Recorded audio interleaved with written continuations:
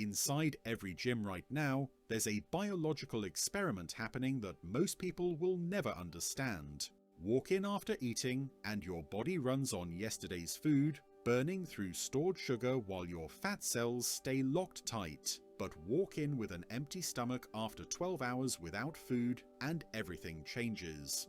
Growth hormone surges 5 times higher than normal. Fat cells unlock and pour energy directly into your bloodstream.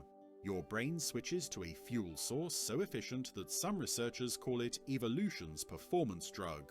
And here's the part that shocks even exercise scientists. You don't get weaker, you get sharper, leaner, more focused. The body doesn't collapse when you combine movement with hunger. It remembers an ancient survival program coded into your DNA millions of years ago. Most trainers will tell you this is dangerous. They'll say you need carbs for energy, protein before workouts, calories to fuel performance. But what if that entire framework is built on a fundamental misunderstanding of how human metabolism actually works? By the end of this video, you'll know exactly what happens inside your body when exercise meets fasting, and why this combination might be the most powerful metabolic tool you've been ignoring. Let's start with something that will completely change how you think about pre-workout meals. That food you ate 30 minutes before exercising, it's not fueling anything. When you eat, food sits in your stomach for 2 to 5 hours while your body breaks it down. Then it moves to your small intestine, where nutrients get absorbed over the next 4 to 12 hours. So the energy powering your morning workout doesn't come from your breakfast. It comes from what you ate yesterday. What you feel after eating before exercise, that surge of readiness, comes from hormones and expectations, not from calories you just consumed. Your body releases hormones in anticipation of incoming fuel, but the actual energy burning in your muscles right now, that was stored days ago.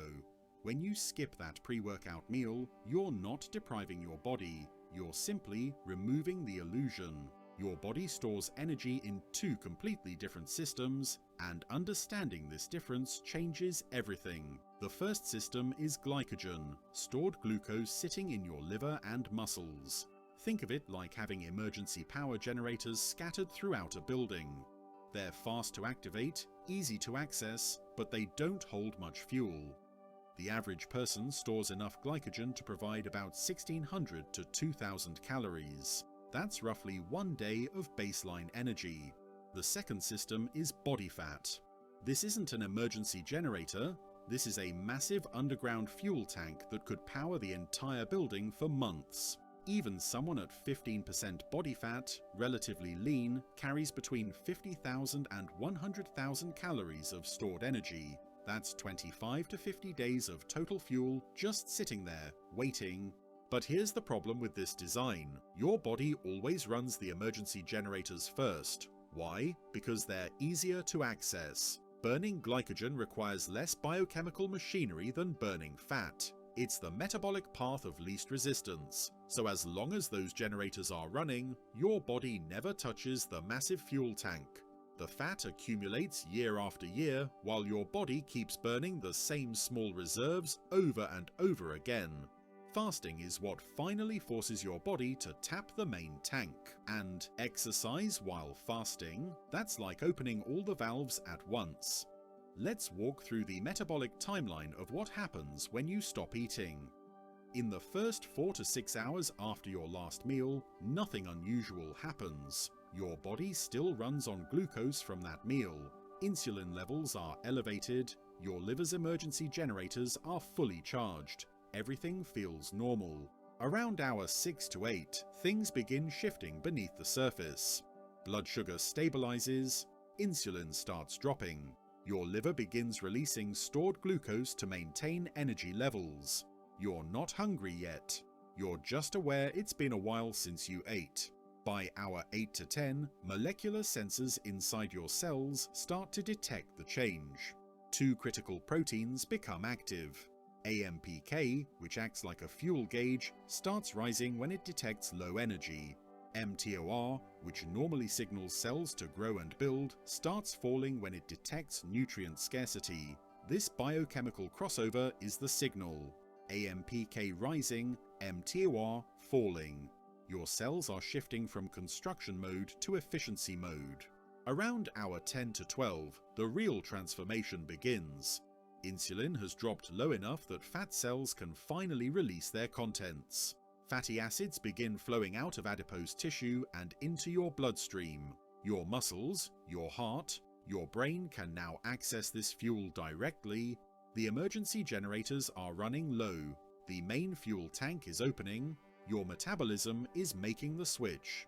And if you exercise during this window, you don't just accelerate fat burning, you trigger a hormonal cascade that rewrites how your body handles energy for hours afterward. Here's what the research shows. Studies analyzing fasted versus fed exercise consistently find one result. When you move your body in a fasted state, fat oxidation increases significantly. One analysis reviewing multiple trials found that aerobic exercise performed after an overnight fast can increase fat burning by 20 to 30% compared to the same exercise performed after eating. That's not a marginal difference. That's your body fundamentally changing which fuel it prioritizes. The mechanism is straightforward. When you eat before exercise, insulin rises. Insulin signals fat cells to stay locked. No matter how hard you train, if insulin is elevated, fat cannot escape. Your body burns available glucose and saved glycogen, but the stored fat stays trapped. When you fast, insulin drops. The locks release. Fat floods into circulation, and exercise creates demand, pulling that fat directly into your muscles to be burned for energy. But fat burning is only the beginning. The real story is what happens to your hormones during fasted exercise, and one hormone in particular changes everything: growth hormone. Growth hormone is produced by your pituitary gland. It has two primary functions. First, it signals fat cells to release stored energy. Second, it protects muscle tissue from being broken down for fuel. It's your body's way of saying, burn the fat, preserve the muscle. Both fasting and exercise trigger growth hormone release independently, but when you combine them, something remarkable happens. Research published in endocrinology journals shows that during extended fasting, growth hormone levels can increase 3 to 5 times above baseline. During high-intensity exercise, levels can spike even higher. When you fast and exercise together, you're activating this hormone from multiple pathways simultaneously. Some studies have measured growth hormone increases of 5 to 14 times normal levels during combined fasting and exercise protocols. Think about what this means. Your body, sensing scarcity and physical demand at the same time, floods your system with a hormone specifically designed to protect muscle while accelerating fat breakdown. It's not starvation mode. It's optimization mode. This is why people who train while fasting often maintain or even build muscle while losing fat. It sounds impossible. How can you build tissue while eating less? But it's evolutionary programming. When food was scarce, your ancestors couldn't afford to lose muscle. Muscle meant survival, so their bodies learned to preserve what mattered while burning what was expendable. That mechanism still works inside you today. Now, let's talk about what happens in your brain during fasted exercise, because this might be the most surprising part of the entire process. Many people report feeling sharper, more focused, mentally clearer when they train on an empty stomach. For decades, this was dismissed as imagination, but neuroscience has proven its biological reality. Part of this comes from BDNF, brain-derived neurotrophic factor. BDNF is like fertilizer for neurons. It promotes the growth of new brain cells, strengthens existing connections, and protects against neurodegeneration. Both fasting and exercise independently raise BDNF levels. When combined, the effect amplifies. Your brain isn't suffering during fasted exercise, it's upgrading. Another factor is ketones. After about 12 hours without food, your liver starts producing ketones from stored fat. These molecules cross the blood-brain barrier and fuel your neurons directly. And here's what shocked researchers. Your brain doesn't just tolerate ketones as backup fuel, In many ways, it runs better on them. Ketones burn cleaner than glucose, producing less oxidative stress and more stable energy output. There's also norepinephrine, a neurotransmitter that spikes during fasting. It promotes alertness, sharpens focus, and accelerates reaction time. Your body knows that hunger should make you sharper, not slower, because if our ancestors became foggy when hungry, they couldn't hunt successfully, they wouldn't survive.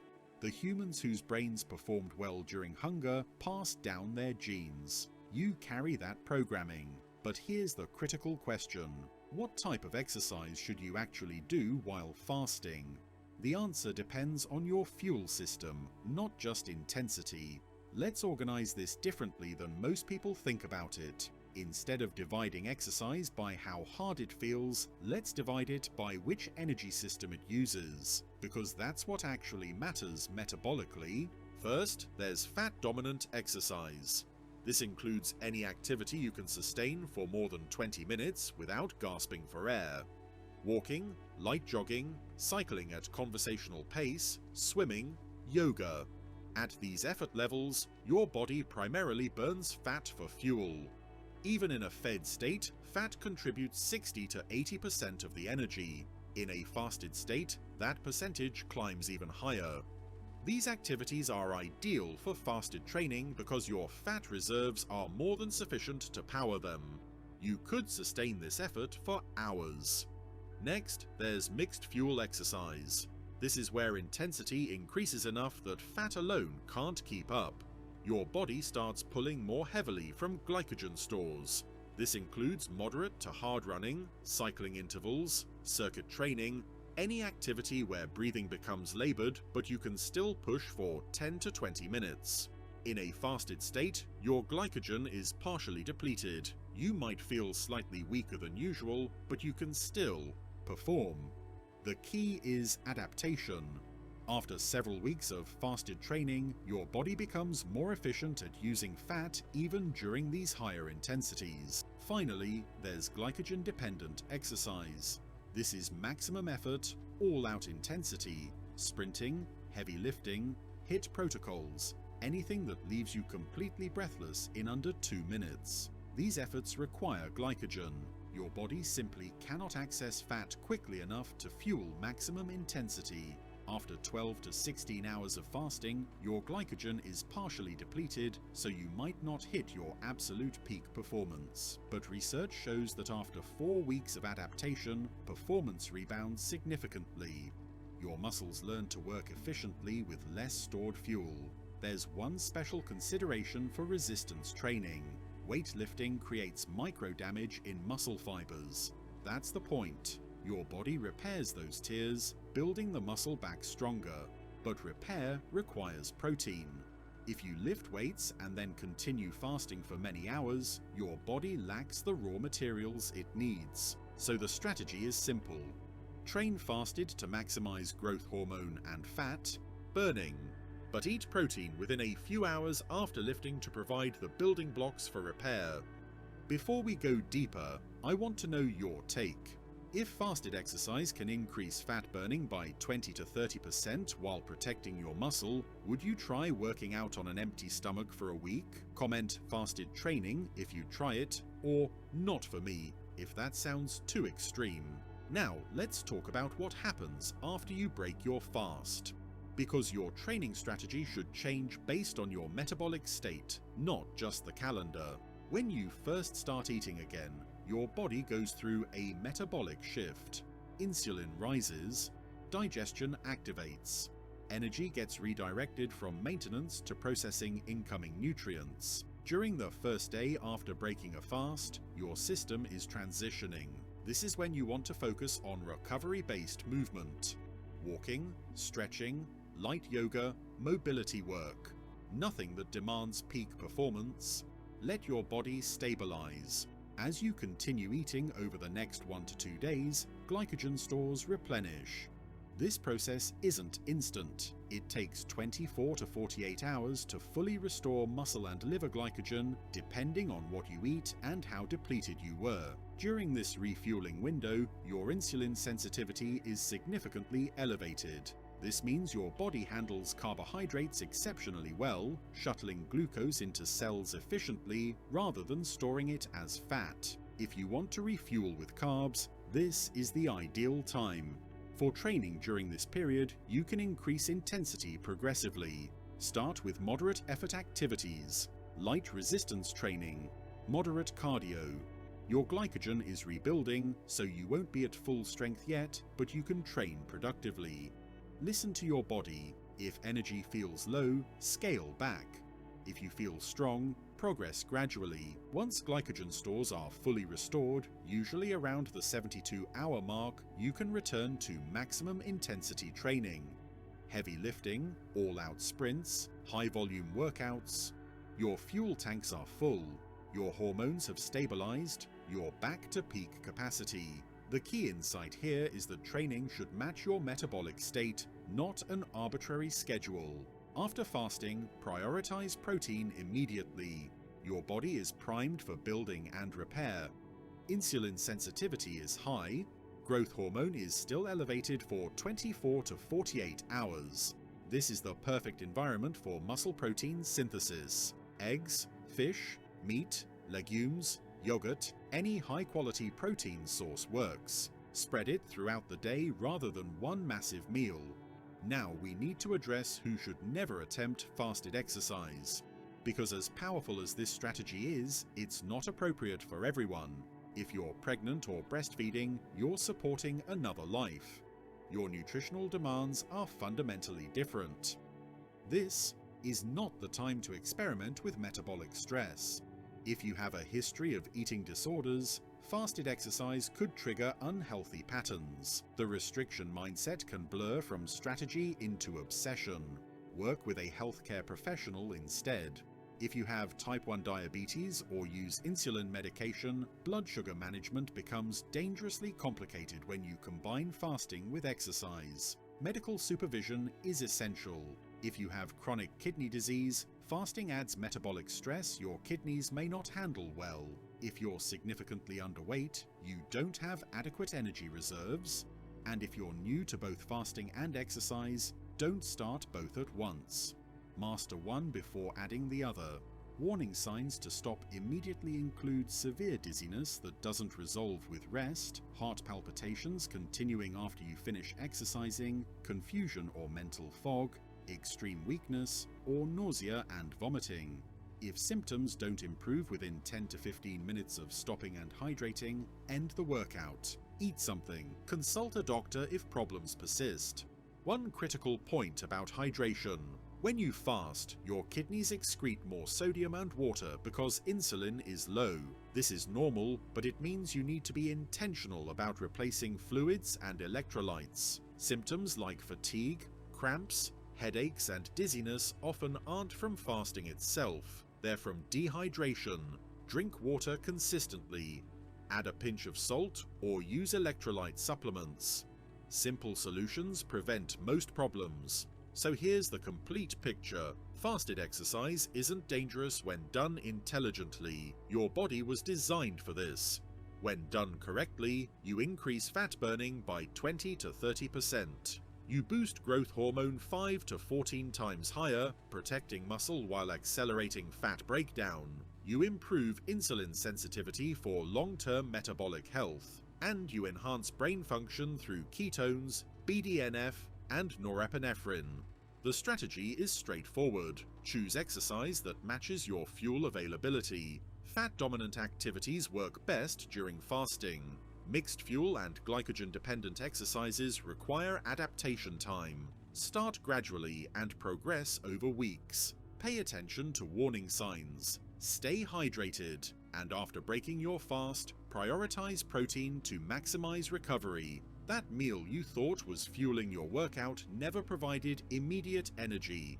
The energy has always come from stored reserves. When you exercise while fasting, you're teaching your metabolism to access those reserves efficiently. You're reconnecting with evolutionary programming that modern life has buried. So next time you feel hunger before a workout, remember what's really happening. Fat cells are unlocking. Growth hormone is surging. Your brain is switching to cleaner fuel. You're not starving. You're activating ancient survival software coded into your DNA. Your body doesn't need constant feeding to perform. It needs strategic challenge and time to adapt. If this changed how you think about exercise and nutrition, share it with someone who's been told they need to eat before every workout. And if you want to see what happens during the first 24 hours of fasting, that's next. Subscribe so you don't miss it.